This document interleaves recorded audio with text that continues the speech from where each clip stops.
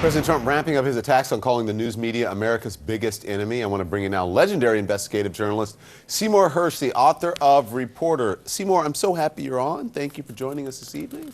Glad to be here. The president frequently complains about news organizations which challenge him. I mean, today's tweet was different in that he cited news organizations as the country's biggest enemy. What's your reaction to that?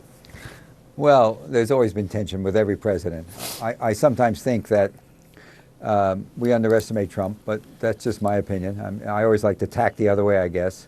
But it seems to me that the news media, I always view disliking Trump as like catnip for American audiences. There seems obviously television is doing much better. I'm going to put my earpiece in better. You guys are getting better ratings. The newspapers, the New York papers and the Washington Post, they're getting more audience. And going after Trump is really good news. And I sometimes think that I just wish sometimes instead of so much about Trump and how awful he is, and there's certainly a lot of things not to like about him, I wish sometimes we'd talk more about what's going on in Yemen, about mothers having their children taken away at the border and all that. I wish that was more of a focus, but I can understand Trump is great for ratings. He just is, and that's just a reality. And so, it does, you know, presidents have always complained about the press, and the press have always complained about... But to this extent, Seymour, I mean, it hasn't been like this to this extent. And I mean, we do talk about those issues, but I mean, this president, this administration, as you said, there's lots not to like. Listen, that's not for me to decide as a journalist, but there's lots of, even policy-wise, that this administration does, things that they do that are just sort of out there, and those things deserve to be talked about as well. It's not just about ratings. Well, I'm, you know, the problem is, and I'm a contrarian. The problem is that he's going up in the ratings the more we complain about him. That is, and I complain about him too. Nobody likes his cabinet, those people, what's going on in the cabinet and the various divisions of the government, the mistreatment of people, the federal workers is outrageous. On the other hand, he's going up in ratings. And so I don't see the Democratic Party doing anything but basically running sort of as Hillary did, running against him for the last 2 months of the campaign. And I'm not sure that if I'm not in the major city in America, I'm not sure. This guy is different, and I think people are tired of politicians. And he appeals for a lot of reasons that maybe we don't all understand. I certainly don't understand him. He's got, what, 48%, 47% of the people. He appeals to them. There's something about him. This is a guy that took down 13 Republicans with, a history of, more than 200 years of political life. So, 200 years of Seymour, I get what experience. you're saying, but to me, I'm just listening, and correct me if I'm wrong, it sounds like you're conflating the Democratic Party with the news media. It's not the news media's job to say, well, we're going to help him go up in the polls by talking about him. It's our job to analyze his policies and his behavior and what he says and what he does. That's our job. You know, with all due respect, and I'm not talking about you or your show. No, I know. I'm talking about the news in general. But I think the public, we have a public right now. There was a time when the media was trusted.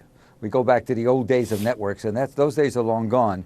When I worked at the New York Times, I always felt I was working for a newspaper. No matter what you said, where you were, it was trusted. We now have a situation where a lot of people tune in to what they like, right, and don't listen to what they don't like. Right. It's good for cable television on both sides, both for Fox News and CNN, MSNBC, and you guys. You've got great ratings. You're making money. I think the New York Times every quarter says it's picked up another 200,000 subscriptions because they're very critical of Trump. And so you have this notion, if you don't like Trump, you're going to go here. If you like Trump, you're going to go somewhere else. And where's the middle ground? Where is the media that is accepted? Where is the media that whatever they say is going to have some standing? It's not going to be tuned out by 40% of the people, whatever percentage. It just seems to me that at this rate, if I'm watching, yes, Trump went to the summit not knowing much about it, and yes, he doesn't read anything, and yes, he's famous for just running on instinct. But the guy, you know, I like golf, and I used to watch his goofy little golf show on Golf Channel before it had any audience. He's been in public life for 15, 20 years. There's just an outside chance. Well, yeah, maybe 20 years.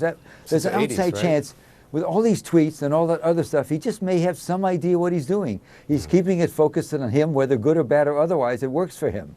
And so I don't know if we're not all caught up in a pantomime that he's probably maybe doing better at running. He did get rid of two dynasties. He got rid of the Bushes first, and he got rid of the Clintons first. Well, listen, I understand what you're saying there, but I think when someone attacks institutions, we can't normalize lying. We can't normalize bigotry. That's just not what America's about. We can't report on things that are favorable that the American people just want to hear all the time. And I'm talking about all news media, because then we would be derelict in our duties. So maybe it's different for you as a writer and an author, but as a journalist, I think most of the journalists that I know, we would take lower ratings and less money if this president actually believed in facts and reality. And so I'm going to have to disagree with you on that part of it. Well, hey, of course. I'm saying. But I got to get you to tell us about the book, though, because that's why you're here. Let me just say one more point. The last thing I expect you to do is agree with me, and you're right. I mean, I'm just giving you a point of view, right. And I'm thinking about what's he going to do after the next election. I just worry that he just may be playing a longer game than we think. Of course he is. Okay. We know that. Fair enough. I know that. Yeah. Well, then we're all sort of falling in. It's his game. We're playing his game. Yeah. That's what bothers me. So, okay, so listen, but I got to talk to you about the book, Reporter. Absolutely. Tell us about it. Well, what can you say? I've been a reporter for 50 years. I started as a police reporter in Chicago. I got famous, I guess, very early for doing the My Lai massacre story, and I was, I guess, a Lone Ranger. Some reviewer called me the Lone Wolf. But I went after a story that most of the major media did not go after.